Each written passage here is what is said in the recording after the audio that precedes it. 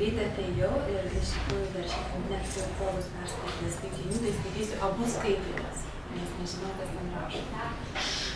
Taigi, pirmasis skaitinys iš Šventojo apaštalo Pauliaus antro laiško Korintiečiams. Broliai, iki šios dienos, kada tik skaitomas Mozė, gaubtuvas tebedengia Izraelio vaikų širdį. Bet vos tik žmogus atsigręžia į Dievą, gaubtuvas nukrinta. Viešpats yra dvasia.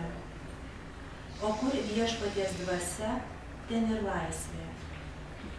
Mes visi atidengtų veidų viešpaties šlovę atspindėdami, daromės panašus į jo atvaizdą ir vis augame garbingumu viešpaties dvasios veikiami.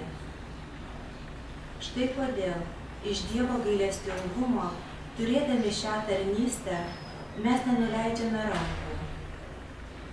Jeigu mūsų evangelija tebėra paslėpta, tai ji paslėpta vien tik einantiems į pražūtį, netikintiems, kuriems šio pasaulio dievaitės apakino protus, kad jie neišvystų Kristaus šlovės, Evangelijos šviesos. Ogi Kristus yra Dievo atvaizdas.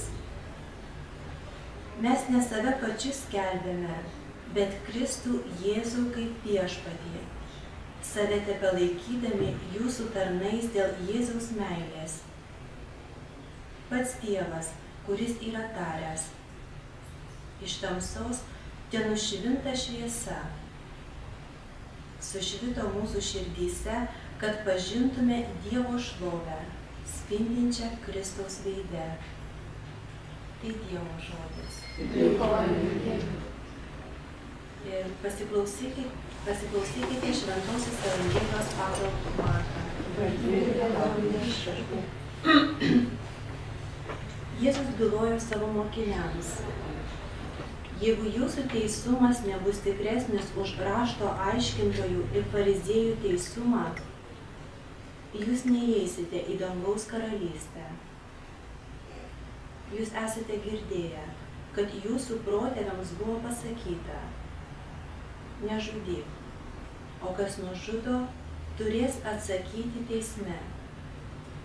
O aš jums sakau, jei kas pyksta ant savo brolio, turi atsakyti teisme. Kas sako savo broliui pusgalvę, turės stoti prieš aukščiausiojo teismo tarybą, o kas sako kvaily, tas smerktinas į pragaro ugnį. Jei neši dovaną prie altoriaus ir ten prisimeni, jog tavo brolis turi šį tą prieš tave, palik savo atnašą tenai prie altoriaus, eik pirmiau susitaikinti su savo broliu ir tik tada sugrįžęs aukok savo dovaną. Greitai nusileis savo ieškovui, dar kelyje į teismą, kad ieškovas neįduotų tavęs teisėjui, o teisėjas teismo vykdytų ir kad tu nepakliūtum į kalėjimą. Iš tiesų, sakau tau, neišeisi iš ten, kol neatsiteisi ligi paskutinio skatiko. Girdėjote viešpaties žodį. Šlovė tau, Kristau.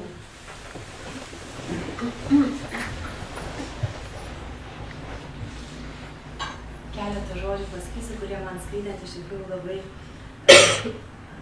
įkrito į širdį pirmiausia. Tai gaubtuvas nukrinta. Iš pirmo skaitinio, kadangi mūsų gaubtuvas nukrinta. Ir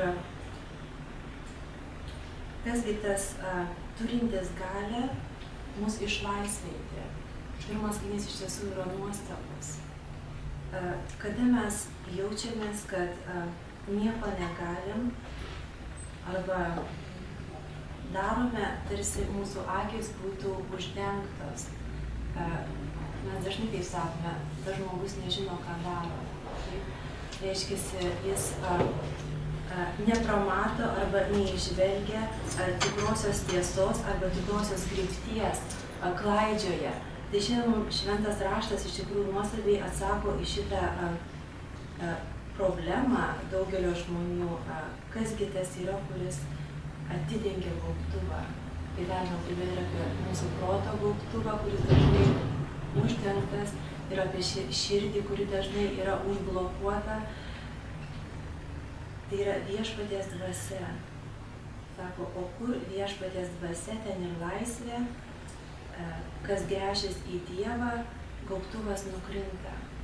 Matote, kokia yra iš tikrųjų galinga Dievo meilė ir visagalybė. Ir kitas skaitinys iš Evangelijos, vėlgi tokia mintis, kurią siūlau pamastyti, kiek daug iš mūsų reikalauja, jau lyginant su Senuoju testamentu ir Naujuoju testamentu. Jeigu Senajame testamente, kaip čia sakoma, jūsų protėviams taip buvo pasakyta nežudyk, tai yra išorinis veiksmas. Viskas buvo matuojama išoriniu veiksmu, bet nebuvo matuojama, kas yra viduje. Tai su Jėzaus atėjimu, su visų Naujuoju testamentu reikalavimai labai stipriai iškyla. Iš tikrųjų labai lengva būti geru, arba žymiai lengviau būti geru, matuojant išorinius veiksmus.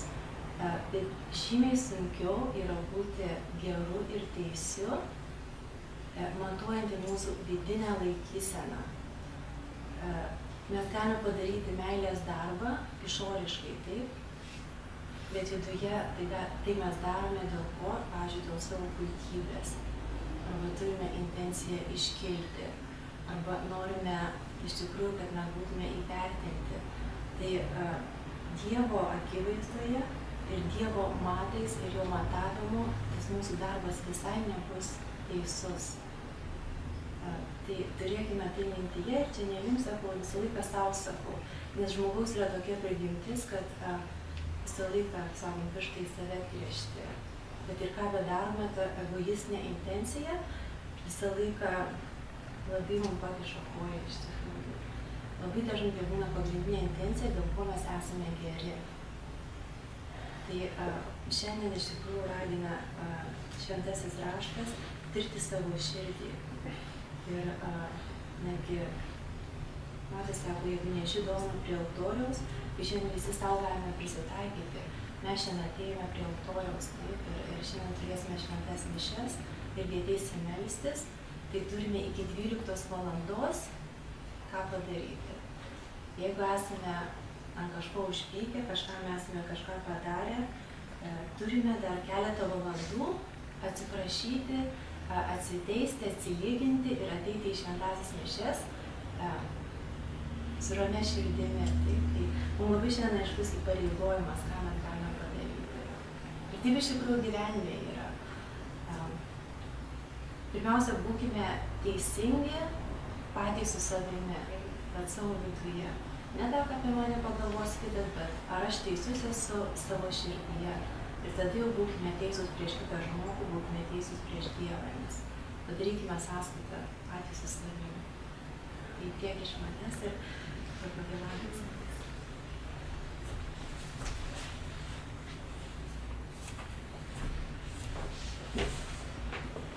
Garbėsiu Kristui. Visą laiką žaviuosi mūsų dvasiniais vadovais, nes mes jų turime keletą, bet iš tikrųjų kiekvienas jisai tokie unikalūs. Ačiū Rimtai labai. Tai žinai yra birželio 13 diena, šiandien švenčiame šventus Antanus, taip, teisingai sakau. Paskaitysiu komentarą iš žodžio tarp mūsų. Jeigu teisumu neviršysite rašto aiškintojų ir fariziejų, ar šiandien jūs apsivilkote Kristaus teisumu? Pamastykite apie Jėzaus kvietimą mums gyventi kaip krikščionims. Kasdien tenka priimti daugybę sprendimų, bet pasaulis mus ragina per daug į nieką nesigilinti. Jis siūlo tiesiog surasti greitą ir lengvą išeitį iš kiekvieno išbandymo, neva tada būsite laimingi. Tokia filosofija yra užkrečiama. Taip pradedame žvelgti į krikščionišką gyvenimą. Ar iš tiesų galime supaprastinti amžinąjį Dievo išganymo planą iki lengvutės 3 žingsnių schemos? Jei viskas būtų taip paprasta, argi nemanytume, kad rašto aiškintojų ir fariziejų teisumo pakanka? Juk jie buvo tiesiog preciziški. Užuot mąstę, kaip pranokti fariziejus darbų kiekiu, turėtume pamastyti ir apie jų pobūdį.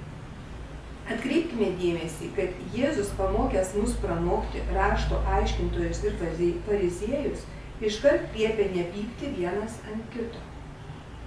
Jis mus ragina būti greitus atleidžiant ir įspėja, kad vienas kito nevadintume bepročiais. Taigi, teisumas, apie kurį kalba Jėzus, nereiškia darbų gausos. Reikia ne daugiau daryti, o daugiau mylėti. Duoti dosniai, greitai atleisti ir tuojau pat užmiršti įžeidimus. Ši žinia kelia iššūkį. Jėzus mūsų prašo daryti ne ką mažiau, pakilti virš savo žmogiškų ydų ir silpnybių. Jėzus mus kviečia parodyti kitiems žmonėms tokią pačią meilę, kokią jis mus myli. Žinoma, Jėzus mums siūlo savo malonę ir pagalbą, bet vis tiek priklauso nuo mūsų, ar pasirinksime šį teisumo kelią. Ar yra žmogus, kurią mėginote atleisti, bet nepajėgėte? Arba slepiate pyktį ar apmaudą kuriam nors žmogui? Paprašykite Jėzaus pripildyti jūs savo meilės, kad galėtumėte žengti dar vieną žingsnį jo šventumo aukštumų link. Šiandien pasiryškite, kuo labiau mylėti savo brolius ir seseris Kristuje, net savo priešus. Tai nenutiks staiga, bet galiausiai įvyks. Jėzus tuo pasirūpins. Viešpatie, aš noriu apsivilkti tavo teisumu. Padėk man mylėti taip stipriai, kaip tu myli mane. Iš tikrųjų, labai gražus buvo kvietimas Vilmutės, tai pasistengime nors iki šventų mišių tą padaryti. O maldoje aš kviečiu melstis už mūsų dvasinius vadovus, iš tikrųjų, kurie sąžiningai labai tą atlieka. Dievo akivaizdoje, prieš save ir prieš Dievą. tą atlieka labai šiltai, labai suprantamai, paprastai. Tai ačiū jiem ir melskimės už juos, kažkaip tai man šiandien kaip tokia mintis atėjo. Kaip gražu, kad mes juos turime. Melskimės už, turim šiandien tokią labai, aišku, melskimės už direktorę pirmiausia. Melskimės už Švento Ignaco Lojolos kolegiją, kadangi artėja, kaip ir sakiau, egzaminai. Melskimės už kvalifikacinius egzaminus, kurie jau artėja į pabaigą. Melskimės už artėjantį auditą, kuris bus trečiadienį, kitą antradienį. Tai irgi tokia iššūkis mums labai reikia laiką pasiruošti. Melskimės, šiandien kviečiu melstis už mūsų Ingutę.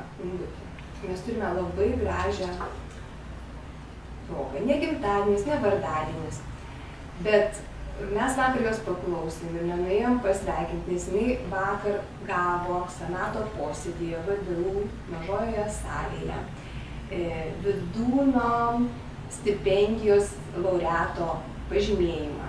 Apdovanota yra už profesinius pasiekimus švietimo srityje. Tai yra vienintelė tokia